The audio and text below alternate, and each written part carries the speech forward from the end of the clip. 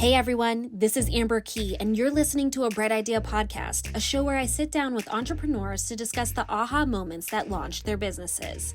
I said that we were wrapping up season 1 of A Bright Idea, but I wanted to drop a little bonus episode to complete our series of entrepreneurship in the beauty industry, where I sit down with scientists, beauty influencers, and product owners to discuss their roles in the industry and how they're making an impact and a living. On today's episode, we're joined by Desaray Garland, owner of SKNNSELF, a lip oil and lip scrub line based out of Virginia Beach. SKNNSELF by Desaray provides handcrafted, easy-to-use products that will elevate your me time. The mission of SKNNSELF by Desaray is to empower people to embrace their natural and authentic self while using the same products proven to be effective by the founder herself. This line of products symbolizes facing your fears and ignoring the doubt. After 3 long years, Desaray is proud to share the result of her own healing journey. With confidence, she intends to show a part of herself through the art of self-care. Desaray is a therapist by day and a business owner all other times. In this episode, Desaray and I dive into what it means to actually practice self-care, debunking selfishness, and how her beauty line is teaching people that investing in yourself is one of the first steps to healing.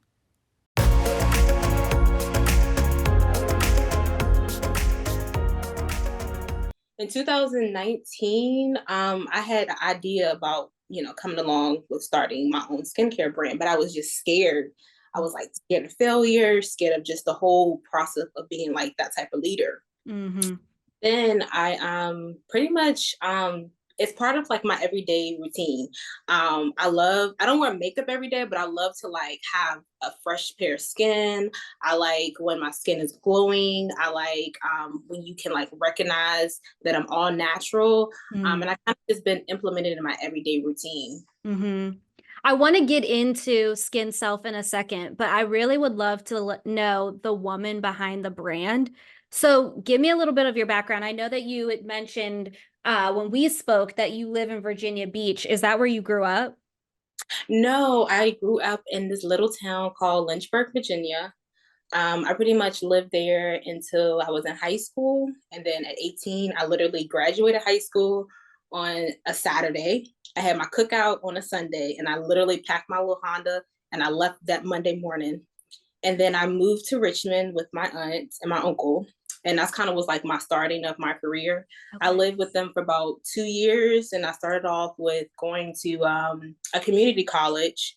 And I actually started off with wanting to be a nurse. Mm. But once I got hands-on, I was like, this is not for me. Mm. And then that's when I kind of like transitioned to Norfolk State University in Norfolk, Virginia. And now I'm here in Virginia Beach. I love that. Did you, when you were growing up, you said that you had gone to school initially to become a nurse, but were you into the sciences growing up? Like what was your sort of like background as a kid? So it's so funny because to be honest, my aunt was a nurse. She was in the medical field. And it was kind of like just following her footsteps. Like I seen her lifestyle and I was like, I want all of this. And I thought at the time, like going to be a nurse was like the only way that I could be successful. Mm-hmm. And I was working as a CNA and I was working in homes with kids.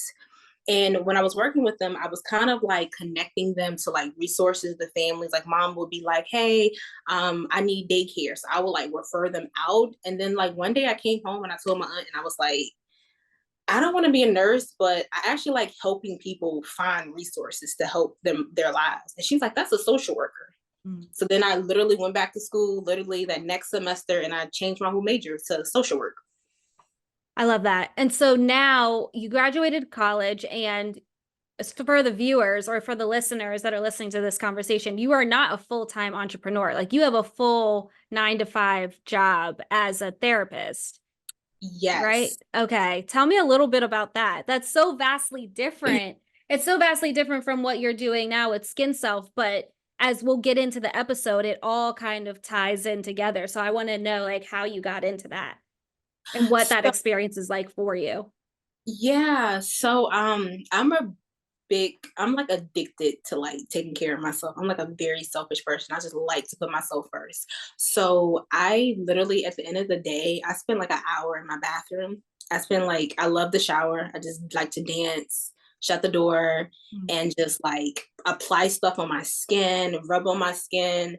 I will look at myself in the mirror, and that's kind of like how I started to like accept myself. Is looking at every curve, everything, and just be like, okay, you got a big stomach. Is there. There's nothing you can do. If you want something to do, you got to change it. So just being in the bathroom every night and just loving on my skin, singing, thinking, and that kind of like started the whole process of like, let me actually like see if this works.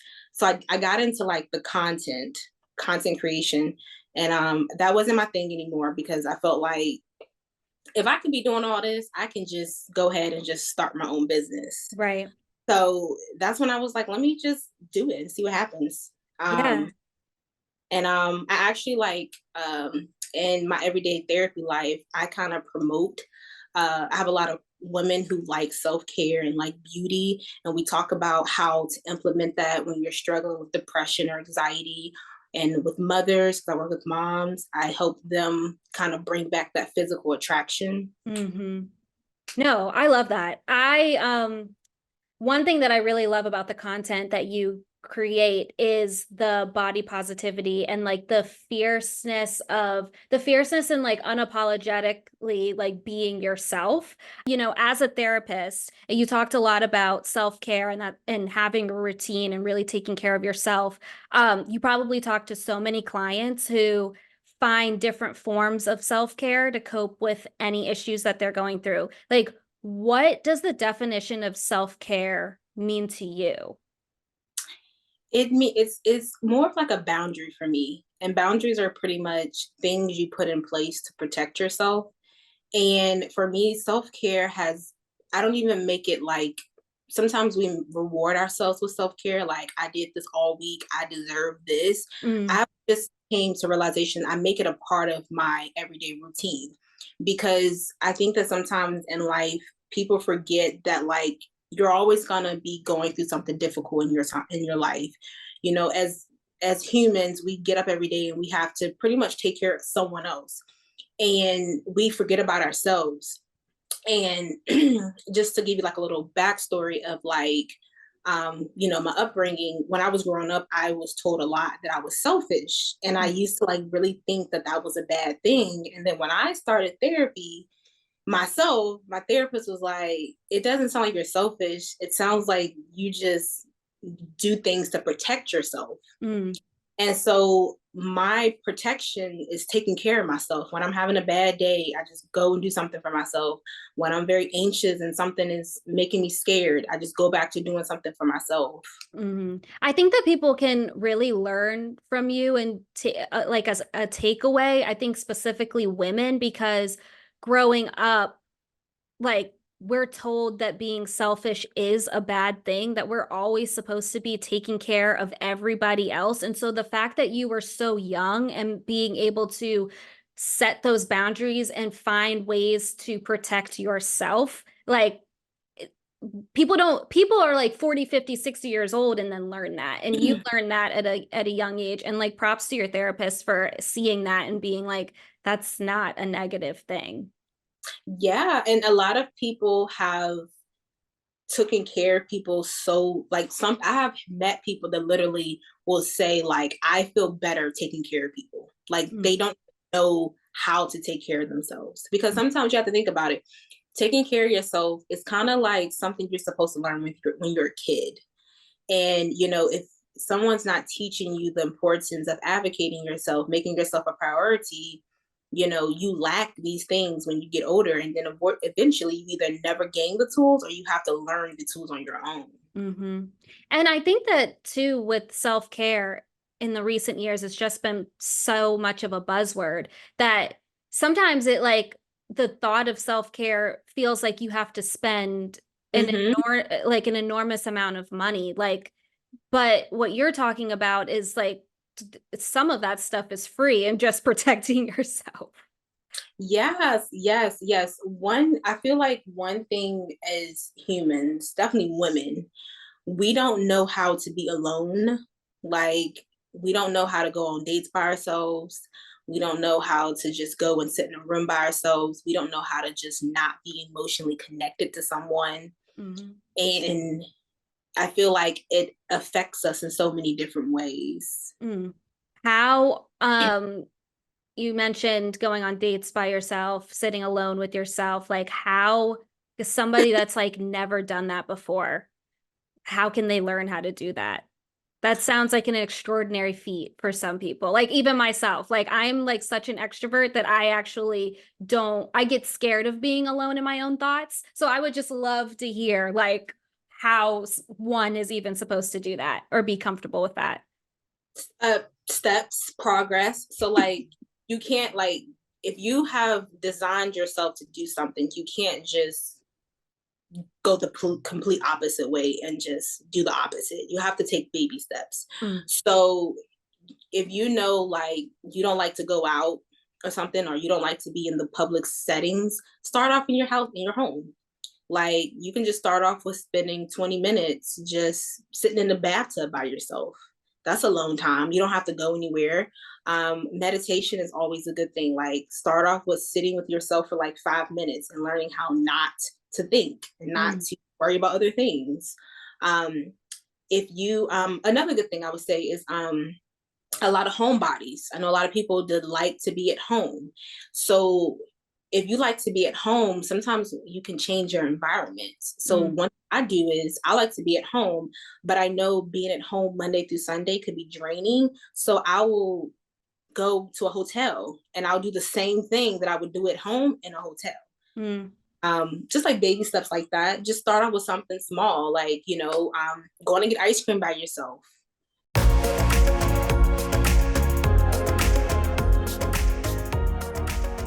As we pivot into Skin Self, I want to ask, why lip oil? To be honest, it was the easiest thing to start off with.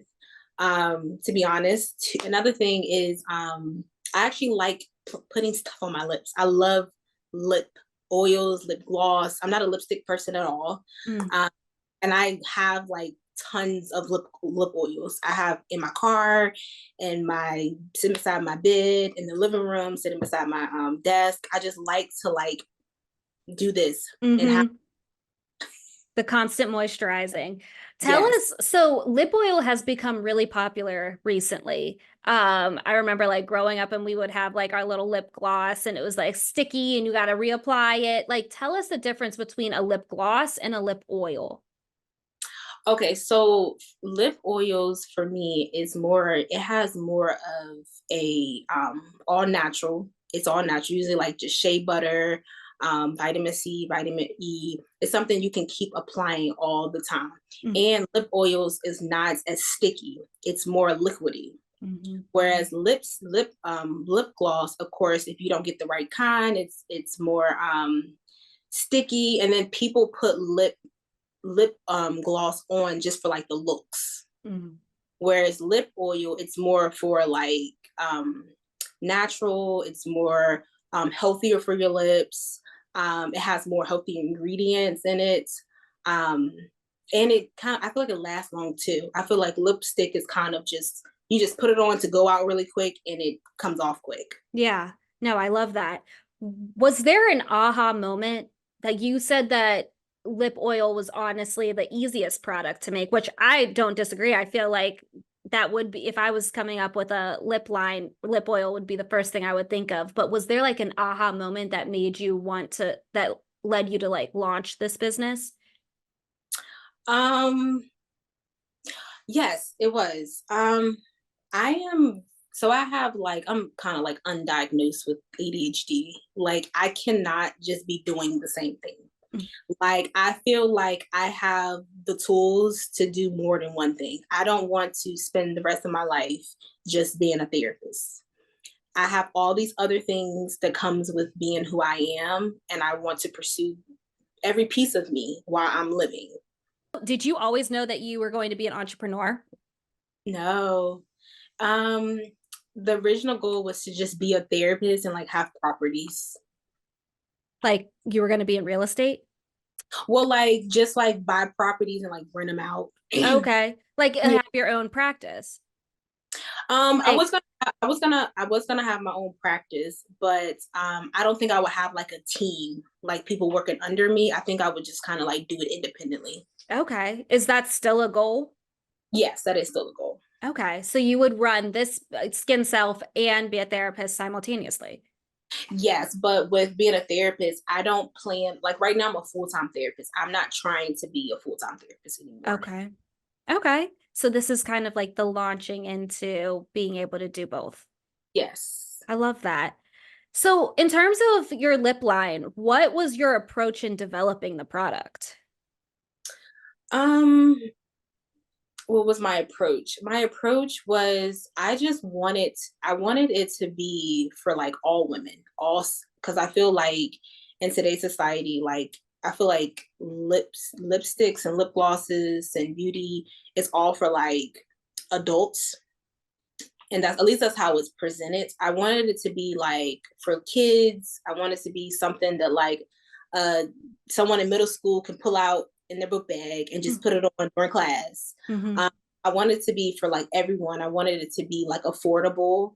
I feel like skincare in today's society is very overpriced, and I feel like now that I'm learning about ingredients and the stuff you need, I feel like a lot of skincare brands are like charging people a lot.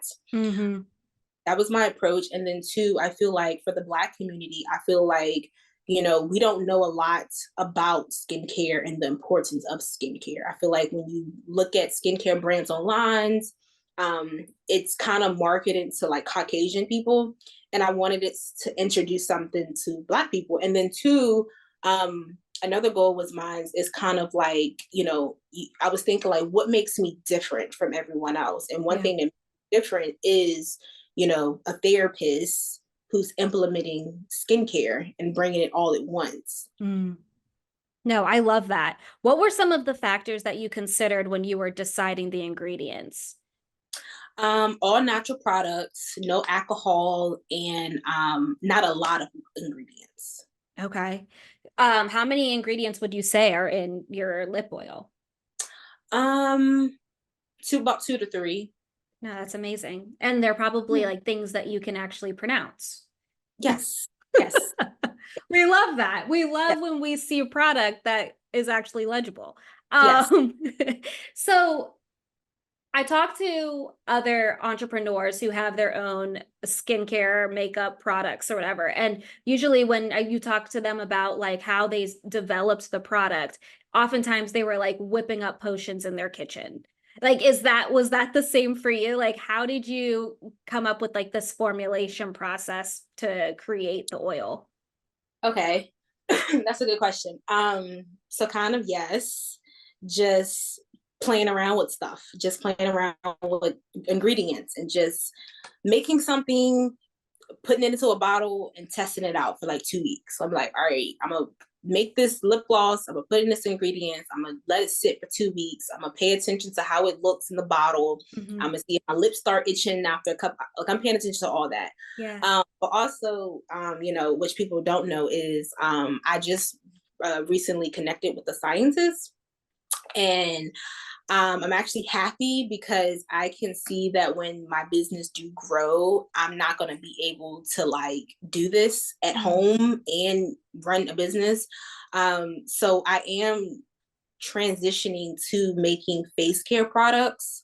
Me personally, I do know people can do very well with making face products, but I wanted that to be like legit. So I am kind of slowly passing that on to someone else to create. Yeah. But I will be planning on making like products that you can kind of put on your skin. Okay. No, I love that. And what is a relationship with a scientist like? Like what are kind of the steps to make to like ensure that you guys are like putting out a good product? Communication, communication, what how they are educating you. You know, I at least for me, I'm a person, and I told the scientists this, I'm like, look, I'm a person, I'm gonna ask you 50 billion questions. One, because I told you I got ADHD, I'm gonna forget what I asked you. Then two, I need to ask you again to make sure I heard the right thing. Yeah. So I like to when I'm dealing with business people and coming up with a coming up with something, I need you to have patience with me.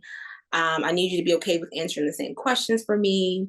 And then like, you know, if they're like taking the initiative to like give you more information, I feel like I'm all yours. Yeah. Like the initiative to tell me more. Like I don't want to have to like chase you down. Mm-hmm. I feel like that's something that's so underrated as a solo entrepreneur is like we think of entrepreneurs and we think of like solo business owners as like somebody that wears a ton of hats. But I think that the way that businesses stay open and also are able to grow is when they reach out to help. And like sometimes like your team, like putting together a team should be putting together a team of people that are smarter than you or like have different skill sets than you do. So I think working with a scientist like not only helps with the credibility of your business, but it also like takes some like stuff off of your plate so you can focus on the other stuff like marketing. Yeah. Yes. Yes. Yes. Yes. Yes. And I feel like I'm again, like I feel like, you know, as I'm learning about business and how to run a business, like putting stuff on your face is a big deal. Like people can Mhm. literally sue you. So like when I'm coming up with stuff, I really need to make sure that things are in place. Definitely as I'm talking to the scientists, I need, you know, I had to figure out my audience. Like what is it that I want people to feel in their face? Mm. And I had to make sure that that's what's going to happen because I don't want to like disappoint people. No, 100%. And I feel like also, you know, you and I are talking, and for people who are listening or watching this, we're both Black women. And I feel like as Black people, we don't always get second chances to get it right. Yes. So you have to do all of the work on the back end to ensure that you don't make people's faces break out because you only got one chance. Yes. Yeah. Yes. Yeah. It's a tough reality, but here we are. You talked a little bit about your audience. Like, who is your audience? Um, I would say my audience, of course, is women, of course. But I would say like if I say like an age gap, I would say up to about 45. Okay. What do you think makes your brand stand out among other lip oils and sugar scrubs out there or lip scrubs out there? So one thing that I'm trying to do with all of my products is I have really um dry skin. So I want all of my products to be some type of hydrating. Mm. So I know that like for exfoliating, you can go get a exfoliating and it just exfoliates your skin and your skin still feels dry. Well, I Mhm. don't want mine to do that. I want it to exfoliate, but I also want you to see the moisture that it adds as well. Mhm. And how do you stay innovative in such a competitive space? Um, Self-care, taking care of myself, taking breaks, venting, asking people for feedback, crying, being teachable. That's a good thing I'm learning too, is like you can't act like you know everything. Yeah. Yeah. Is that hard as an entrepreneur, like wanting to be in control? Oh yeah, yeah, yeah. I think that once my business like get older, get you know, when it's really growing, I think one of my issues I'm gonna have is like um passing things on to other people. I would say that's like my biggest thing too. I feel like I work a 9 to 5 as well, and I don't feel the need of control in my 9 to 5 as I do with like my podcast, for example, and like letting go of the reins and letting somebody like tell me what to do is definitely something I'm like trying to work on too, because I'm like, Yeah. y'all don't know better than me, but Yeah, definitely I something. feel like entrepreneurship and having your own business is like your baby. Yeah. No, it 100% is. When you developed your product, like how many iterations did you go through until you got like the one that would hit the market? So for the lip gloss, I think that took me about 6 times. Because I needed it to be like really oily and I didn't want it to be sticky. So like Hmm. my first 4 tries, it kind of just it was like coming off my lips really fast. I didn't like that. Like, it was shiny, it wasn't sticky, but it just kept coming off quick. Yeah. And I didn't like that. So, and then with the lip scrub, okay, the lip scrub was a little bit easier. For that one, I would say that took me about 3 times. That was kind of easy. So you launched in October, right, of this year. So from the time you got the idea, like how long were you working on this until your launch? Oh, I think I started in spring. That's Spring. like quick. So you were like, so okay, let's back up. Run me through your day. So you're like a therapist all day, and then at night you're just working on this, like from spring to like October. So I'm a little bit of everything. I'm a therapist. I'm a supervisor. I supervise other interns. And then I do assessments. So assessments are pretty much long 5-page essays Yeah. on writing up information about clients and submitting them to their insurance company. So what every day changes because I run my own schedule. So Monday I'll see 5 people back to back, but on Tuesday I have a big gap. So I'm usually like switching gears all day. Like I'll work randomly. Like today I worked 9 to 12.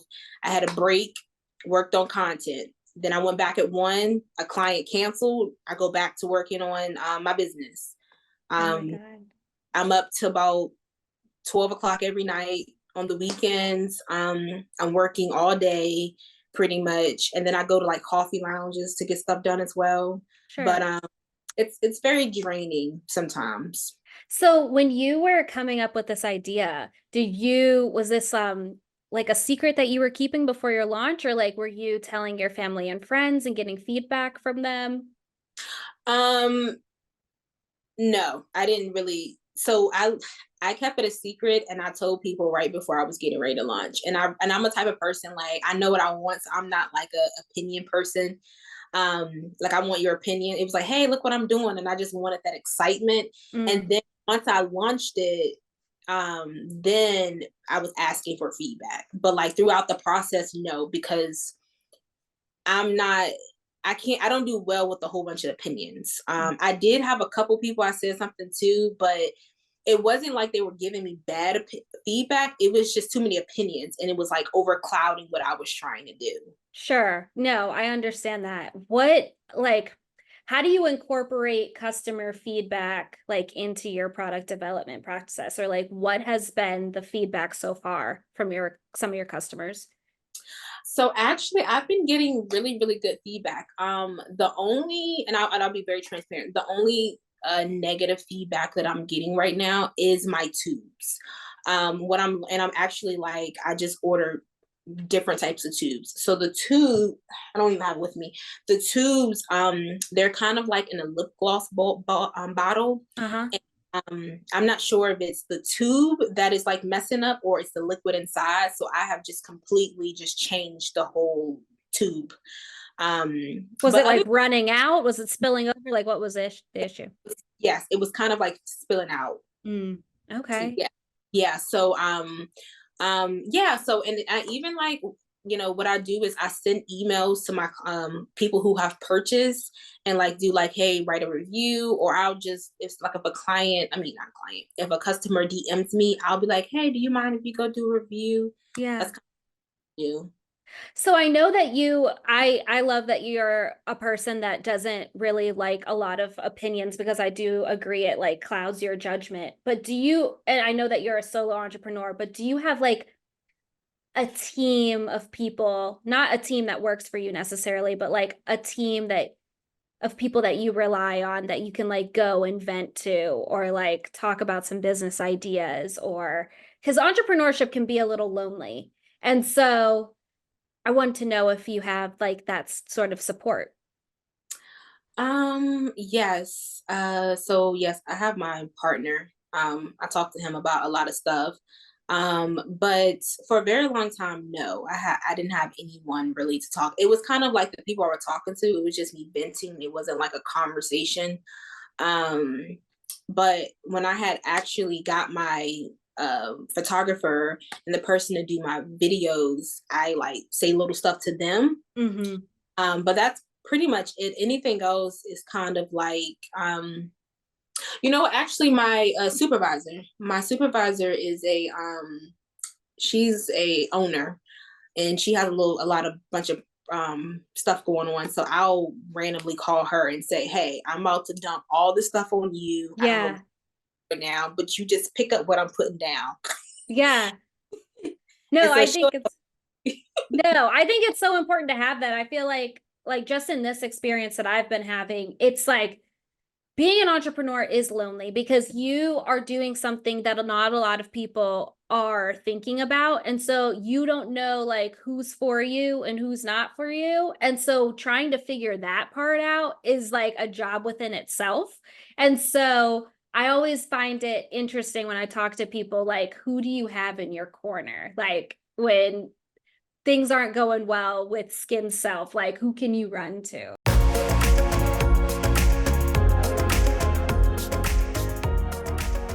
So let's talk about marketing because I think that marketing is like your gift, just from what I've been observing on your social media.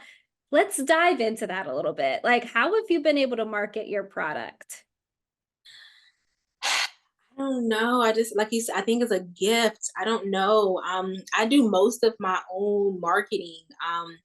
The only time that I'm not doing something is like if you see me like the professional pictures or Yeah. the professional videos. That's kind of the only thing I'm not doing. But other than that, I literally just went on Amazon and brought the stuff to just do it myself. That is wild. And then do you keep a content calendar? Like, how do you keep up with all the content that you produce? Oh yeah, I'm not organized with it. I just spare the moment, honestly. A lot of times I do it on the weekends. Like I'll spend like Sunday mornings, like 6 hours just doing straight content. So Yeah. I can the week. And I actually just started doing that, but just randomly, like I'll be laying in the bed, and I'm the type of person too that like I'll just have a random thought. Like I'll just be laying in the bed and I'll just be like, okay, I'm gonna make myself get up at 7 o'clock in the morning, and I'm just gonna go in here and talk on the camera, and I'm gonna edit it later and see what happens. So on Our Bright Idea, we talk to newer businesses, smaller businesses, and then more bigger established businesses. And one question that I always ask is about funding. Like, how do you fund your business? Or how do you, and if you are funding it, how do you continue to find funding to sustain it? um, okay, a little backstory. Uh since I've been 18 years old, I have been a workaholic. I from 18 to about 25, like when I was in college, I didn't have the regular college experience. Because I didn't have a parent that would just like send me money. Mm-hmm. So I didn't get to go to all the fun parties, and I was at work, and I was working in a hospital, and I would work third shift. So I would just be working, and like all through college, and even prior to college I was living with my aunt, so I didn't really have any bills. So I would just work and just put all that money in a savings account, and yeah, and that's kind of like what I do is Yeah. like for big things, I use money that I have in the past that I've saved up. And then for smaller things, I can use that money with being a therapist. No, I love that. So would you say that you're like really good at saving money? Yes, I'm really good at saving money. I am. So Skin Self is self-funded. Yeah, all of that money comes out of my pocket. I love that. Have you been, first of all, that's so dope and so inspiring that like you're essentially, I mean, a lot of people are self-made, but like you understand a grind that I think other people don't understand just because, or don't had, because they didn't have that opportunity or that upbringing. What do you think has been one of the biggest lessons that you've learned in starting Skin Self? Not not doing it for the money, doing it for just if only two people purchase it, learning that you made two people happy.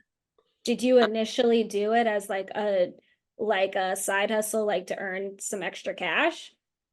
Yeah, that was actually it was like money, and that's my problem too. Like I like money, but I like to like say I have this money in this account. Like I don't like money to spend it. I just like to say I have this. Mm-hmm. So like I'm just like I'm gonna make all this money. I'm gonna make all this money, and then when reality hit, and I'm like, again, like I said, this is my baby. So like at the end of the day, it's not even about money. The money will come. Right now, it's like putting out good product and like making someone feel good. Mm, I love that. What do you think has been like a success story so far in your business? Um, I think it makes me feel good right now. Um, when people have been telling me about my tube has been leaking and how they're still purchasing and how they're saying like, "Oh, I'm still using it," Mm, and I'm because it like, "Oh, works. yeah." They're like, I was like one customer, she literally sent me a DM and was like, "Look, my lip gloss just leaked," and she said, "It's okay, girl. I'm gonna still use it." So like that makes me feel good. Like it makes me to be like, all right, I used to be the type of person. Actually, I'm still learning this. But like when something goes wrong, I want to cut everything off. Like I can't do this anymore, and I have learned that this is part of being a business owner, and this is not going to be the first or the last time where you get a negative review or you have to burn out fires. Mm. And if this is something you want to do, you have to like accept that it's not going to go your way all the time. How have you learned to take that pressure off yourself? I think talking to people and I need reassurance a lot. So when I'm talking to people and I'm venting, I don't need advice. I don't need you to give me advice. I need you to reassure me that I'm okay. Yeah. What's next for Skin Self? So right now I am like I said, I just work with the partner with the chemist. So I am getting ready, not getting ready literally, but like we're coming up with a product for my first face care product. Mm. Um so that's next. Right now I want to learn how to do better at marketing, and I want to learn how to do more pop-up shops. I want to like present my products face to face. I love that. Where do you see Skin Self in like 5 years? Um, oh, that's a good question. Um, where do I see it? I don't know, but I do want to have like some type of partnership with someone, like a bigger brand. That's dope. That's really cool. I was not expecting you to say that. That's like super. I love that. I love that. Is Yeah, there it anything? doesn't have to be like I'm gracious for whatever. Like it don't gotta be like no big Ulta or it don't gotta be nothing. It can be just a a a good upcoming store near in Virginia. Mm. It's gotta be something really big. But I would like to actually be like work with someone and say, hey, can I put my brand in your store, or how can we work this out? Yeah. I you mentioned earlier that you spent some time in Richmond, and I that's something that we have in common. I lived in Richmond for 3 years, and one thing that I loved about Richmond was the small businesses and like the incubators, and like there's like all these resources to do pop-up shops and to like help fund smaller businesses. I could definitely see that being like a resource for you. That's Yeah, super cool. I live in Virginia Beach, so like around from like I would say April to about October, like that's kind of the peak season of like people coming in town, and like it would be the perfect place to sell skincare. Mm-hmm. No, and people love skincare. Is Hmm. is there anything that I haven't asked you already that you'd like to add to this interview? Um, Let me see. That's a good question. I would say like I would like to talk about the importance of like having all of these gifts and like not being afraid to do more than one thing. Oh, let's talk about it. Yeah, go off, girl, go. I'm giving you the mic. I don't know. I feel like in today's society, like I feel like, you know, everybody people not everybody people want to have their own business and people want all of these things, but I feel like people think that it has to be done a certain way, like I should quit my job and then do it. And then people think that, some people like I hear people be like, I can't do that. Well, if you have already told yourself that you can't do it, then you probably can't. So I think that, you know, even if you feel like you can't do it, but if you really want to do it, I think that you have to find like some type of balance of like trying to get it done. I think I 100% agree with that. I think that we live in a society where like everything is possible and still there's like you have to be either or. Like everything is like so polarized. Like you have to either be a 9 to 5 hottie or you have to be an all-in entrepreneur. And both of them have their pros and cons, but I also think that there's no day but today to make money on the internet, especially like we're running businesses on our phones right now. So Mm-hmm. I definitely agree with you that like I get, and to the point of like people saying, oh, that could never be me, like yeah, I will never be you because you already said it's not going to be you. Like you've already put that out in the air, so good Mm-hmm. luck, you know. Yeah, and I think one thing that I like really like about what's actually keeping me going is it's not even the burnt out. I think it's like I feel like when I like, and this is my experience, I feel like working a 9 to 5 job, it feels like it doesn't it just feels like I'm being told what to do all day. Mm-hmm. It doesn't bring nothing out of me. It's the same routine, and I feel like having my own business, I get to create whatever I want to. I can take an imagination and I can make it real. Yeah. Yeah, no. I think that I think about myself and like where I see this podcast going. And right now I work at 9 to 5 at a news station and it's fine. But it also, I mean, it pays my bills and I have my health insurance. So I feel like, I can't go a day without being insured, in my opinion. And so I I like that I'm able to balance both. And there's nothing wrong with that. There's nothing wrong with having several businesses and several interests. And like I wish that people would accept that a little more. Yeah, and I think that sometimes when people think of business, they think of something big all the time. Like there's so many businesses out here that is not trying to be the next Target. No. you know, you can have a business for just your local area. Yeah. Yeah, no, 100%.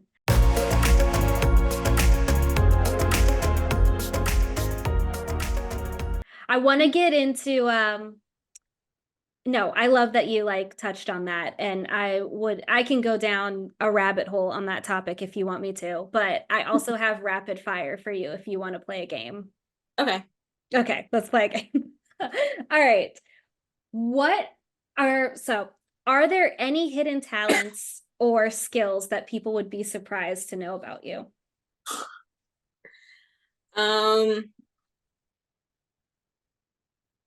uh that's a good question. Let me see. What is something else that I do? I'm like, keep it PG. No, I'm kidding. um do I have any hidden talents that I like that I just for me? I don't think I have any hidden talents. No. Mm-mm. I don't You think just so. spent this whole episode talking about how many interests you have. What are some Oh, hobbies? okay. Okay. I don't think a lot of people know that I can like do really good braids. Okay. I feel like I'm good at painting nails. Oh, a good thing that a lot of people say about me, I think that like because I'm a therapist, like I'm the person to call Yeah. when you're having a meltdown.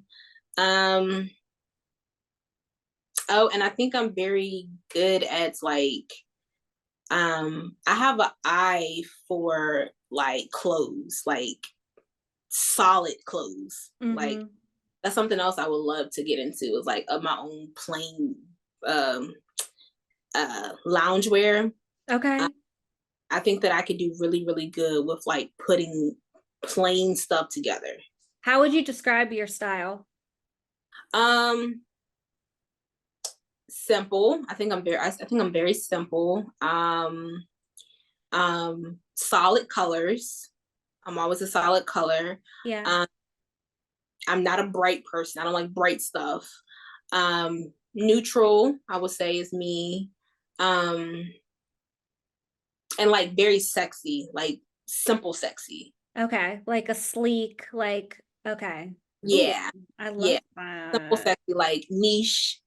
Um, I feel like, I'm not a person to like, I'm not a person that's gonna like wear something and show all of my cleavage, but I'm gonna do it in like a new, unique way where you can see my cleavage, but it's not like, like, I don't. Yeah.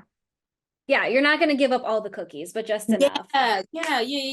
Leave Yeah, some for the imagination. exactly. Oh, and another good thing about me too, speaking of imagination, I think I have a really good imagination. Okay. No, I love that. Do you sew at all? Like fashion No, design or anything? I feel mm-mm. like that would be like cool. I feel like you could like get into that. Yeah, I could. We'll just add it onto all of your lists of things you're already Yeah. doing. If your lip oil had a theme song, what would it be? Mm, a theme song, what would it be?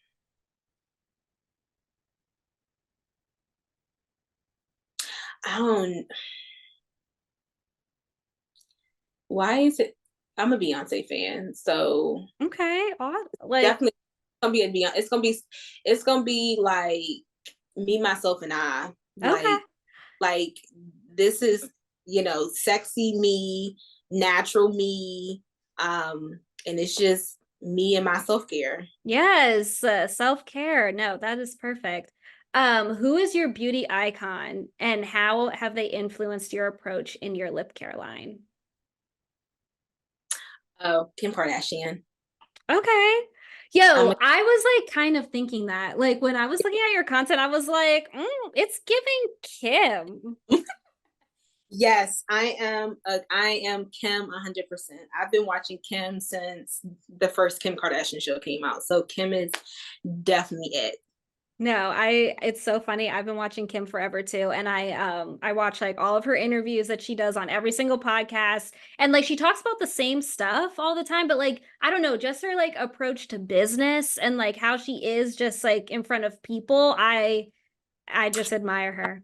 Yes, I like how, and I'm like, I have like some like watching her, I feel like I have like some traits of hers too. Like, how like everybody has decided to wear white and she's the only one that shows up in red.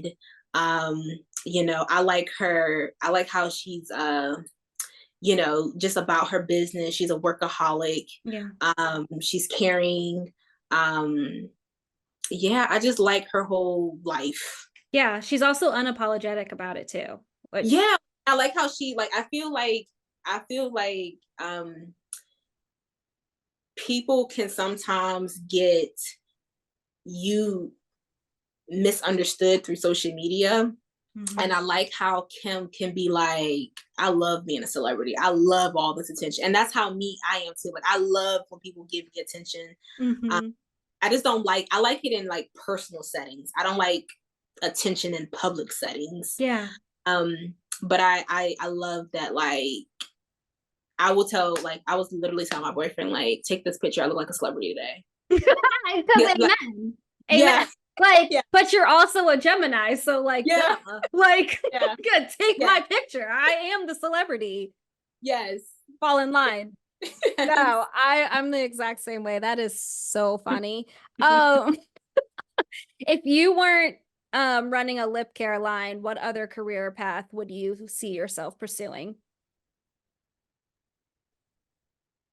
I think I would like to be in like be a designer for clothes. I like to Okay. come up with a clothing line. Yes, I see it. Yeah. Oh, and then if it's so funny you said this earlier, and I was like, damn, does she look at my questions? If you could collaborate with any celebrity or public figure on a lip line, who would it be? Um it's a bunch. Kim, Chloe, be of course Beyonce, like that's a dream come true. I don't know. I think I would just want to be around the Kardashians all day. Yeah. Yeah. They're a fun group, honestly. Yeah. Oh my Yeah. God. All right. Yeah. And where can people find you? It's Desaray Garland on Instagram, or you can follow my brands. It's Skin in Self. Okay. SKNNSELF.com .shop. .shop. Desiree, thank you so much for coming on to the show and sharing your story and more about your lip care line. This was so much fun. Thank you for having me. Thank you, Desiree. That's it for this week's episode of A Bright Idea podcast. Again, this completes our series of entrepreneurship in the beauty industry. Today's guest was Desaray Garland, owner of Skin Self, a lip oil and lip scrub line. You can support Desaray by purchasing her products on skinself.shop. That's SKNNSELF.shop. Or by following her on social media at SkinSelf. If you loved today's episode, then don't forget to like and subscribe to my podcast and leave a review. Shout out to my amazing producer, Chris, for the edits each and every week. If you have a bright idea or a topic you think I should cover on the show, hit me up on social media or email me at jacksonstreetmediaco.com. That email will be changing in the new year as we're in the finishing stages of a new website, so stay tuned. You can listen or watch A Bright Idea podcast on Spotify, YouTube, Apple Podcasts, and anywhere else you listen to podcasts. Until next time, again, that's February 7th, our big launch of the new season of A Bright Idea. I'm Amber Key.